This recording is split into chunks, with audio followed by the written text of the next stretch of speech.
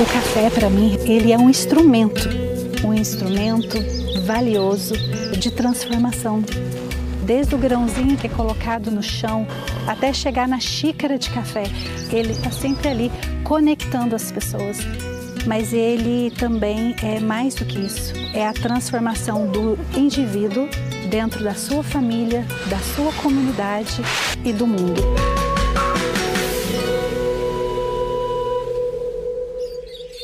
Quem vive aqui em Poço Fundo, Minas Gerais, de alguma forma colhe os frutos da cultura do café. É que a economia do município gira em torno dos homens e das mulheres do campo. Só que as agricultoras nem sempre se sentiam valorizadas por um trabalho tão relevante. Até que começou uma luta para que a voz delas fosse ouvida, além dos limites da lavoura. Um movimento que nasceu neste cafezal, onde plantas jovens convivem com outras mais experientes, que foram trazidas há 40 anos pelo marido da dona Maria José. A gente casou, a gente não tinha condições de nada. A gente foi lutando para a gente ter a casinha da gente, que foi construída aos poucos. Mas foi começado com esses pés de café. Dona Maria José cuidava da casa, das 2 filhas, era professora na cidade e esticava o expediente. Eu vinha do meu trabalho, que eu saí 4 horas da escola, e eu já ficava lá no terreiro. Quando colocou energia elétrica, a gente trabalhava junto até a noite. Nos anos 90, o marido dela, seu Zezinho, ajudou a fundar uma associação de pequenos produtores. Juntos, eles negociavam melhores preços para vender o grão. O grupo cresceu e ganhou o nome de Cooperativa dos Agricultores Familiares de Poço Fundo e região. A Copfam contou com a participação do seu Zezinho até 2008, quando ele teve um infarto no barracão de insumos e não resistiu. Poucos meses depois da morte do seu Zezinho, estava agendada uma assembleia na cooperativa. Um momento importante em que os cafeicultores tomavam decisões para todo o grupo. Apesar de homens e mulheres trabalharem juntos na lavoura, só eles tinham direito ao voto. É que nenhuma agricultora era cooperada, só os maridos. Por isso, elas não votavam. Se eu tivesse cruzado os braços e falado, vou largar do café, ia continuar na mesma. Mas como eu tive aquela coragem, abrir a exceção para mim votar. O que a senhora enxergou quando chegou lá para votar? Quando eu cheguei para entrar naquela fila, eu já tive dificuldade. Porque parece que eu senti ali, que ali não tinha um espaço para mim. Falar a verdade, eu tinha vergonha de andar no meio da fila. Mas foi. Foi com vergonha mesmo? Fui. E foi até a urna de braços dados, com mulheres que estavam ali para acompanhar os maridos, mas acabaram guiando a dona Maria José. Você não está sozinha, conte conosco. Eu senti força aquela hora, fui lá, voltei. Chorei muito, chorei muito. Eu só pensava assim, lutamos, sofrimos, não ia entregar as pontas. Depois de votar, a dona Maria José também foi a primeira a se filiar à Copfam. E pelas portas abertas por ela, muitas passaram depois. A história da dona Maria José foi um fato que eu acho que despertou as mulheres. Porque o que a gente via muito, né? As nossas avós, as nossas tias. Quando ela ia aposentar, toda a documentação era no nome do marido. Elas ficavam angustiadas nesse momento, por não ter uma documentação legal que comprovasse que ela trabalhou. E o nosso grupo desperta isso, né, para essa consciência. A Ana Cristina é a atual coordenadora do MOB, um movimento que nasceu como Mulheres Organizadas em Busca de Independência, para depois se tornar uma luta por igualdade.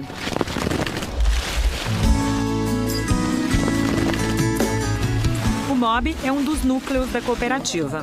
Cerca de 30 agricultoras se encontram todo mês e se ocupam de melhorar as coisas. Como a Copfam tem uma certificação de comércio justo, recebe uma verba para o desenvolvimento social e ambiental. Foram as mulheres do MOB que propuseram usar parte desse dinheiro para investir em hortas e galinheiros. E elas também conquistaram uma brinquedoteca para a sede da cooperativa. Por que hoje, em 2023, ainda existe a necessidade de ter um núcleo formado só por mulheres?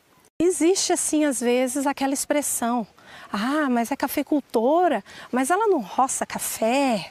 Ah, é cafeicultora, mas ela não aguenta pegar um saco de adubo. A cafeicultura é um ambiente muito masculino, né? Então, você poder conversar e trocar experiência com outras mulheres, elas te levam mais a sério. E essas são mulheres que têm raízes nos pés de café. Hoje em dia, a minha lavoura é a lavoura que a minha mãe trabalhou. E a minha mãe tem barrigão de 8 meses, ia para a roça, era uma mulher muito forte, muito forte. Então, assim, eu não me imagino em outra vida, sabe? E você tem uma filha, né, de 10 anos. Você Sim. entende que esse seu trabalho é importante para a história dela daqui a um tempo? Muito. Muito porque... Desculpa.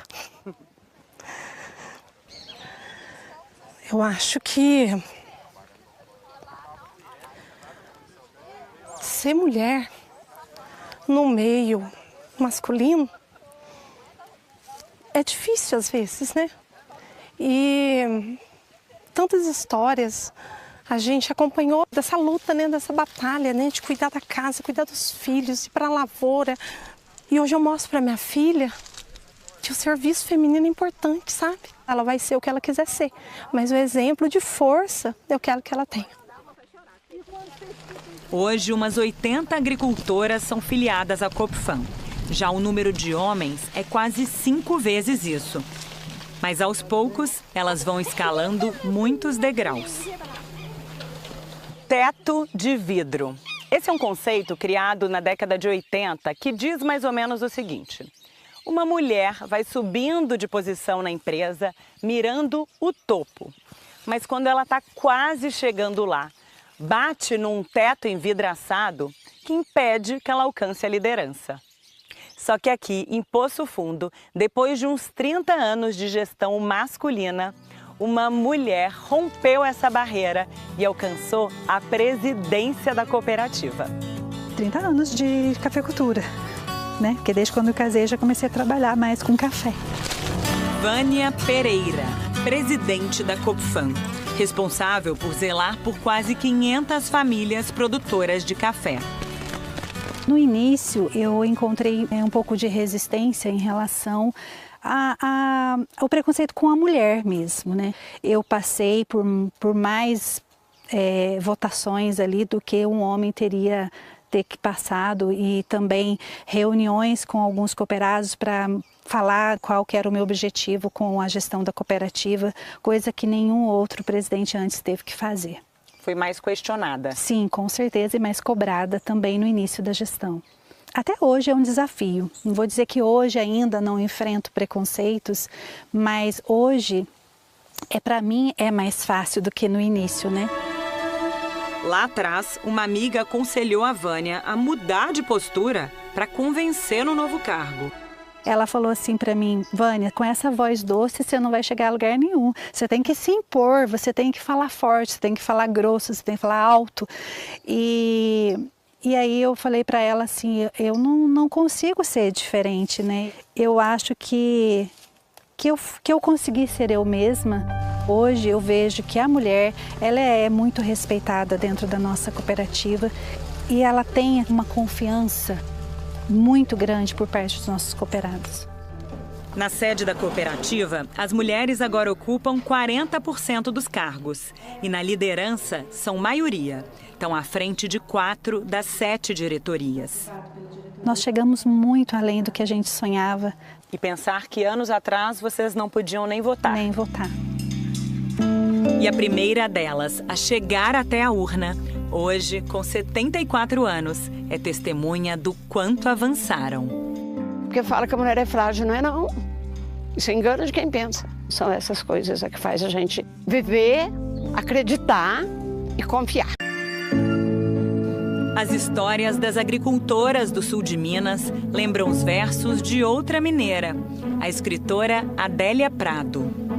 Quando nasci, um anjo esbelto, desses que tocam trombeta, anunciou: vai carregar bandeira, cargo muito pesado para a mulher, essa espécie ainda envergonhada.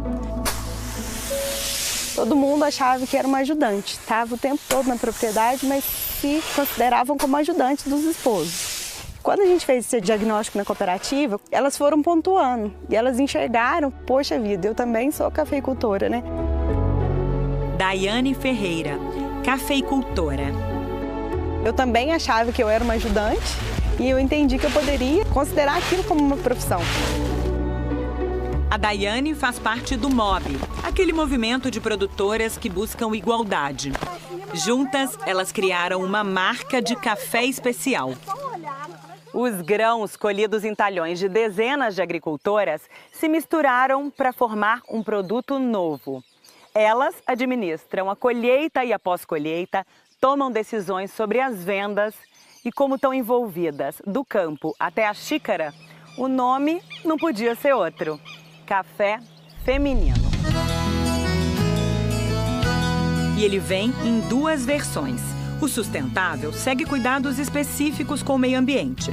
O uso de alguns produtos químicos é proibido. Já o orgânico não leva nenhum agrotóxico nem adubo sintético. Esse é o que a Daiane produz. O sentimento é de muito orgulho, né? Não somos melhores que ninguém, mas temos um olhar diferenciado, né? Então, assim, a união, né? Essa agricultura familiar, esse desenvolvimento das famílias é benéfico para todo mundo. Mas deve ter muita gente que acha que essa história de café feminino é só marketing. Com certeza, né? A gente escuta às vezes na feira, mas por que é feminino? Porque é doce, tem hormônio, a gente já ouviu muita coisa nesse sentido. E aí a certificação participativa, ela foi realmente construída para mostrar que sim, ele é feminino, porque ele tem protagonismo da mulher, tem mulher inserida em todo o processo aí de produção. Como que foi feita? Para ser certificada, a agricultora precisa provar que é a principal responsável por aquele cultivo. Você ajuda também a conferir qualidade. Mesmo que a família toda trabalhe na lavoura, os talhões do café feminino ficam separados. E a pós-colheita também. Quando chega no terreiro, aí é outro trabalho para manter a qualidade, né? A gente esparrama grão a grão e aí a partir desse momento você começa a observar. A Daiane mexe com frequência para que os grãos recebam calor de forma equilibrada. De tempos em tempos, ela dá uma dobra, diminui o espaço que eles ocupam no terreiro. O café seca nesta estufa por uns 30 dias. Ele não fica exposto ao sol diretamente, mantém o grão livre de sereno e de chuva, então isso faz com que a gente consiga manter a qualidade do grão que veio da lavoura. A produtora tem liberdade para escolher a variedade, o manejo. Mas quando a bebida fica pronta, precisa ser aprovada pela degustadora Carol. A Carol avalia todos os lotes de café feminino que chegam aqui diariamente na época da colheita, né? A primeira etapa que a gente faz é o aroma das xícaras, né? Para a gente saber principalmente quais vão ser as características sensoriais daquele café. A gente aproxima da xícara e respira profundamente. Agora a gente vai colocar água e esperar uns minutinhos para a gente fazer a degustação.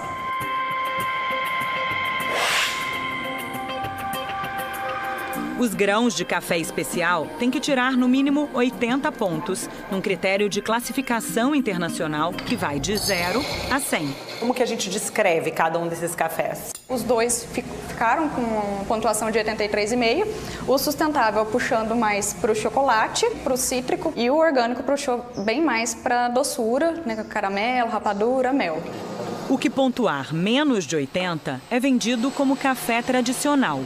Este armazém concentra a produção de todas as famílias cooperadas, uma média de 60 mil sacas por safra. 2.300 são do café feminino. O produto é exportado para os Estados Unidos, Canadá, Europa e também é vendido no nosso país, inclusive na loja da Coopfan. 2 cappuccinos. Tem muita gente que pergunta o porquê do nome e aí a gente vai contar a história e o pessoal acaba conhecendo realmente o por trás do pacotinho e aí eles interessam bastante em querer experimentar. Se o produto feminino é bom de venda, ótimo para as mulheres que vivem dele. Cada agricultora certificada recebe até 2% a mais por saca. E os pacotinhos vendidos no Brasil ainda têm um preço 10% mais alto que as outras marcas da cooperativa. O dinheiro é usado para pagar cursos para as mulheres, bancar viagens e tem sido muitos convites. A Regina já foi promover o café feminino em outros estados. Passei muito medo, muito nervo, porque nunca tinha andado de avião, mas graças a Deus consegui ir, dar conta do recado. Nossa, aquilo eu voltei cheia de entusiasmo para trás e cheia de ideias, né? Tanto para melhorar no grupo quanto na lavoura do café. Mas na história da Regina, nem tudo é florada. Preconceito, infelizmente, existe, né? Quando fez a certificação, a gente ganhou uma plaquinha escrito café feminino. Aí eu levei, coloquei lá na entrada da minha lavoura. Aí na outra semana, quando eu voltei para trabalhar, minha plaquinha estava toda quebrada. Aí eu fiquei bastante decepcionada, né? De a pessoa ir lá e destruir uma coisa que para mim era tão importante. Mas quebraram por quê? Pessoas que falam pro meu marido que para que isso, café feminino? Isso é bobagem. Mas para mim não é bobagem, para mim isso faz toda a diferença na minha vida. O marido da Regina estava junto nesse dia. Tinha jogado lá para baixo, né, do café, né? Isso me deixou muito triste, né, porque né, era a ração dela, né, de trabalho, na lavoura dela, e de repente uma pessoa que não compreende esse trabalho ter arrancado a plaquinha. Só que o Carlinho sabe que não foi a primeira vez que tentam quebrá-las. Depois que ela começou esse trabalho, ela é muito criticada por isso, né? Outras mulheres também são muito criticadas por isso, né? Essa transformação que elas passam e isso mexe com muitas pessoas. O senhor não se incomoda? Não, jamais. É tão gostoso você ver uma pessoa feliz, realizada na sua profissão, onde quer que seja, né? Ela chega de viagem, já tem história para contar, tanta coisa para falar. E isso para mim é felicidade. A Regina mudou muito? De água para vinho. Anos atrás, quando o Carlinhos ia para a cooperativa, a Regina ficava no estacionamento. Eu tinha vergonha de ir lá ver as pessoas, então eu ficava quietinha no carro. E aí um dia as mulheres da cooperativa estavam lá reunidas e ele falou, vai lá, participa lá com elas. E aí assim elas acabaram me conquistando, né? Depois que saiu do carro, ela saiu pro mundo. Virou cooperada, abriu conta no banco para depositar o dinheiro da lavoura, da horta, do galinheiro, da cozinha. E como boa quitandeira, criou doce de café para acompanhar o cafezinho. Para mim, café nunca é demais, então... Uma delícia. As meninas foram me incentivando até eu começar a fazer para vender. E hoje elas já fazem sucesso na cidade. Se a senhora tivesse ficado escondidinha lá dentro do carro... Acho que a minha vida não seria tão boa quanto ela é hoje. Autoestima, autonomia, conquistas compartilhadas por muitas agricultoras que conhecemos aqui. Mas uma delas talvez seja o fio condutor dessa história. A Rosângela, né? Ela é forte, né? Ela é muito guerreira. E nisso veio a Rosângela. Você não está sozinha, conte conosco. Quando era uma decisão mais difícil de tomar, sempre eu consultava a Rosângela. Vamos então à Rosângela. Eu poderia ter escolhido ser outra coisa, eu escolhi ser agricultora, porque eu gosto do contato com a terra. É mãe, né? Dela nós veio, dela nós vive e para lá nós vai. Dela, a Rosângela tira o sustento desde criança. A gente ia com a minha mãe catar café. Eu gostava de catar porque, assim, eu gostava de comprar chinelo, as coisas para mim guardar para o ano. Não é assim, enjoamento, mas eu sempre gostei assim, de um chinelo que não ficasse encardido, por exemplo. Aí eu já comprava 2, 3 pares de chinelo. E aí a senhora saiu da casa dos seus pais para casar? Para casar. Aí quando eu cheguei aqui, eu fui para a lavoura do meu esposo. A partir daí, o dinheiro do café ia para conta dele. Trabalhava, mas o dinheiro era todo do marido. Eu tinha que pedir, né? Hoje eu quero comprar um... Aí sabe quando nasceu minha primeira filha? Aí que veio o estágio maior ainda. Porque, tipo assim, precisa de calçado, precisa de roupa. Mas eu queria um laço para pôr no cabelo, eu queria um chapéu. Aí já entra o queria. Quando o dinheiro não é seu, não é considerado seu. Parece que eu não sou útil. Como a Rosângela nunca tinha vendido café no próprio nome, não pôde tirar licença maternidade quando deu à luz uma filha. E a falta desse direito trouxe o dever de mudar. Ela só dizia que ela queria ter um pedacinho de café para ela ter o dinheirinho dela. Eu sempre apoiei, eu achava que deveria sim, porque a independência para elas faz um bem muito grande. Depois que conquistou a própria lavoura, a Rosângela se tornou uma das principais lideranças entre as agricultoras. Minha fala é sempre muito forte. Não é porque é mulher que faz, é um café suave, delicado, eu nem gosto dessa fala. Ele é um café guerreiro. O sol nos pega, mas nos pega de cheio. Um sol que hoje a Rosângela divide com a primogênita. Mamãe plantou a lavoura dela mesmo, demorou muito, então hoje eu já tenho a minha, já plantei a minha desde meus 16 anos, que ela incentivou, né? Facilitou, óbvio que facilitou, mas ainda tem muita coisa a conquistar. O que, por exemplo? Eu, por ser jovem e ser mulher, eu já fui questionada milhões de vezes se eu produzo mesmo. Então você tem que convencer muito o tempo inteiro, e isso é cansativo demais.